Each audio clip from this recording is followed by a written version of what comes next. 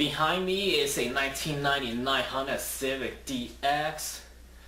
I'm gonna check the compression on the engine. To check the compression on the engine, you need a fully charged battery. The reason is because you're gonna be cranking the engine a lot. So if you got a weak battery, then you're not gonna be able to crank the engine. I'm gonna use this multimeter to check the battery. I put it on 12 volt. What I'm gonna do here isn't necessary, but I'm gonna go ahead and do this anyway. I don't really need to check the battery. I'm gonna put the red lead on the positive poles and the black lead on the negative poles. The battery is 12.6, so it is good.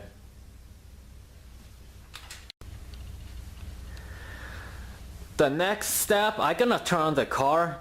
The car needs to be at operating temperature. I'm gonna open the garage.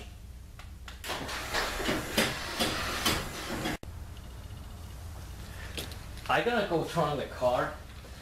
You don't want to start a car with the garage closed. You want, like, if you're gonna start the car, you want the garage to be open.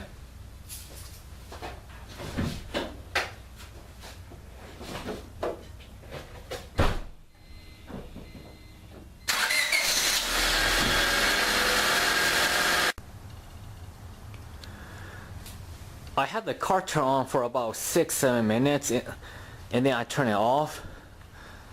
I closed the garage back to about halfway. This door is also open, so there's air coming in and out.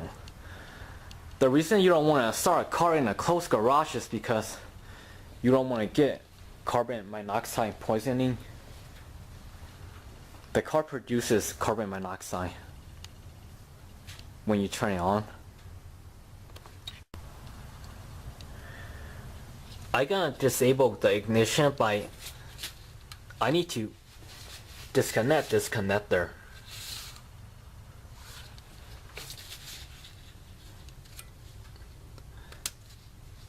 There's a clip here, but it's broken, so I could easily move it.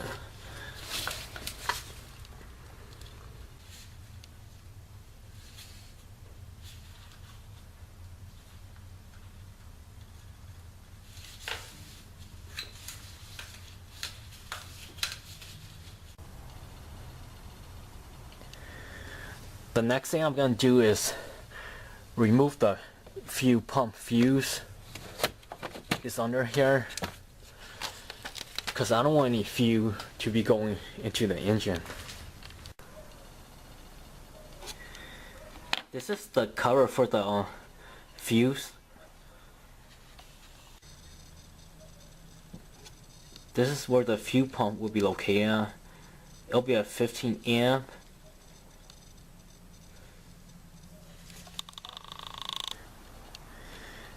These are the fuse locations for this car.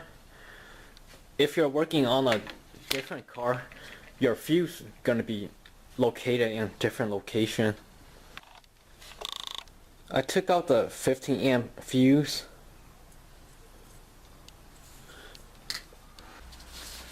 What I'm gonna do next is remove these spark plug boot. I'm not gonna label it, but if you feel you might not remember which boot go in which spark plug, then you might want to label the wire.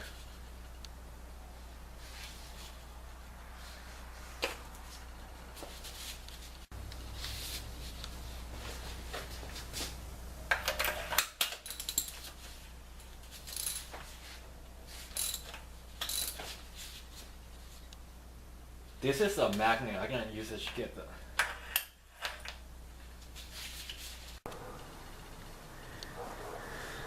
I took all the spark plug out. They're right here. All these spark plugs still look good.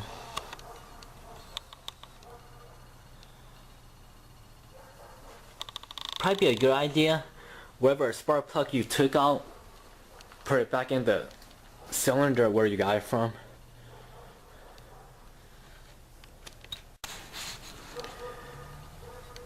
Here's what I'm gonna do.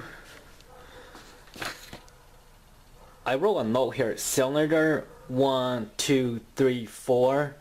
This is gonna be the compression check, the PSI, pound per square inch. Cylinder 1, 2, 3, 4. This is the compression gauge I'm gonna be using.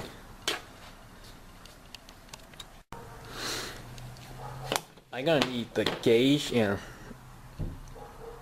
this hose right here. I'm not gonna use these two because these are just different size for different size spark plug.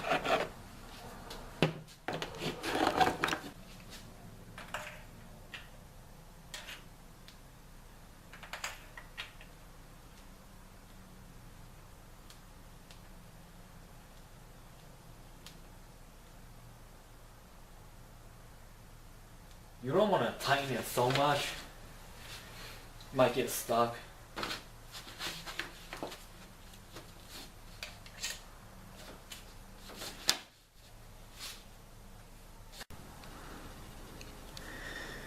If you have an assistant, then you could have a assistant crank the engine and you could look at the gauge. I don't have an assistant, so I will try doing this by myself. A good thing this is a long arm. The hose is long.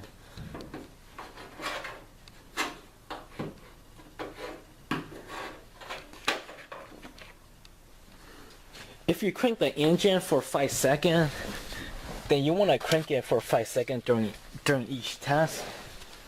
Or if you're going to crank it for 7 seconds, then crank it for 7 seconds for each of the cylinder. So the reading will be on.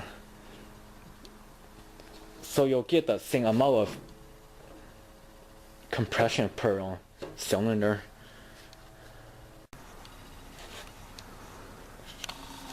I'm gonna just leave it here and I'll go crank the engine.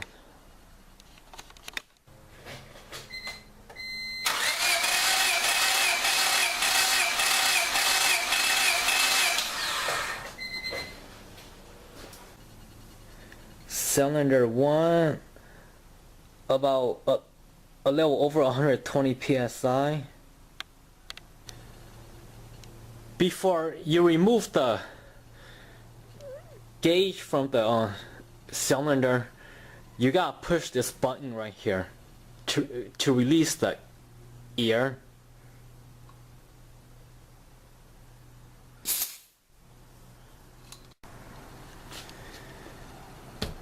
Cylinder number 1, it was a little over 120, but I'm gonna put 120. I was looking at the gauge.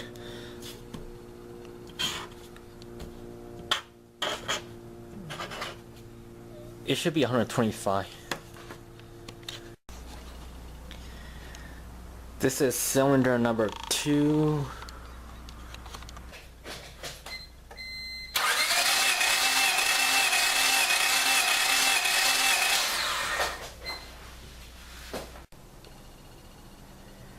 Cylinder number 2 is 80 psi. That is not good.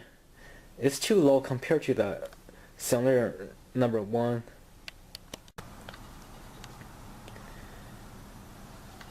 Cylinder 2 is 80. Cylinder number 3.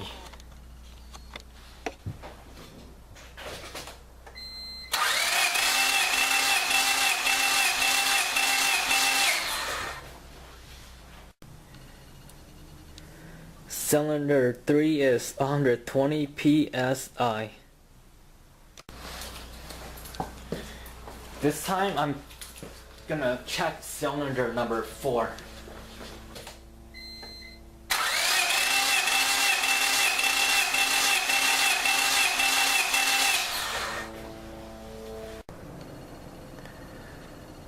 cylinder 4 is a little less than 120 psi.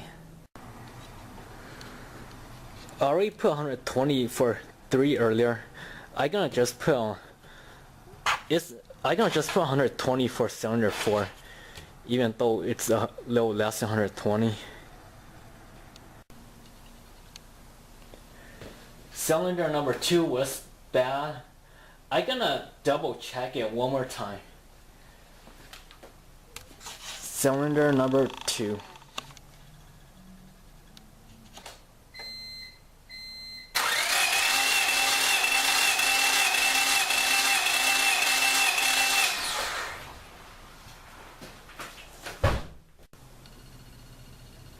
Cylinder 2 is a little higher than the first check, but it's about a little over 90 psi. It's still a lot lower than the other one. Gonna close the garage.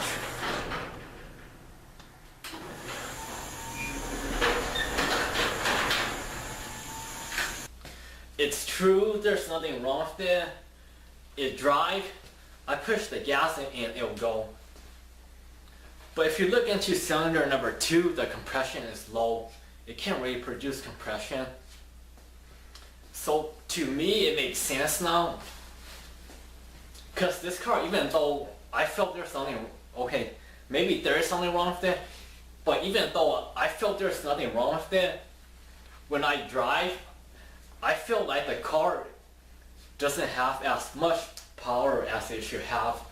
I feel like it's losing power. If you know a lot about cars, then you're probably wondering why I didn't block the throttle wide open. I didn't do that because I wasn't looking for specific or precision PSI. I just needed PSI to compare cylinder number 1, 2, 3, and 4.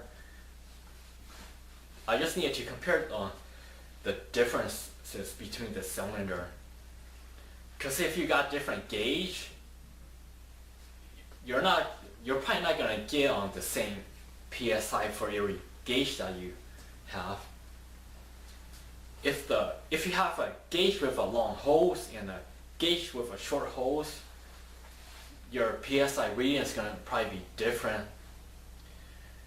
So for me, what matters is the differences between the PSI from cylinder to cylinder. Cylinder 1, 125 psi. Cylinder 2, the first check was 80, and then 3 is 120. Cylinder 4 is 120. The second check for cylinder 2 is 90 psi. I'm gonna assume cylinder 2 have a worn piston ring, or maybe it has a leaking valve. If the difference between cylinder to cylinder is 10% or less, then I'm gonna say your engine is good. If the difference is between 10 and 15%, then your engine is probably still good. But if the difference is more than 15%, then I'm gonna say you might have problem with your engine. There might be a problem somewhere in the cylinder.